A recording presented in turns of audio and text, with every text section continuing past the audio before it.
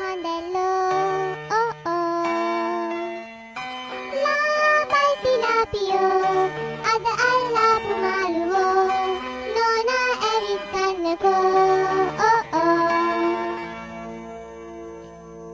උදයම අල්ලපු පොකිරිස්සොක් අටු තිබුණට ගුණ ඇති හාල් මැස්සෝ බල කෙලවල්ලොත් අඩුවට දෙන්නේ ඇයි නෝනා අහක බලන්නේ රුපියල් 2-3 අඩුවට දෙන්නේ පහල කඩේ වගේ නෑ වැඩියෙන් ගන්නේ මේ ටික සටපට විකිනෙන්නේ දැන් ගත්තේ නැත්තම් නැති වෙන්නේ පිනට ගන්න නෝනා අඩු කරනවා දැන් 30ට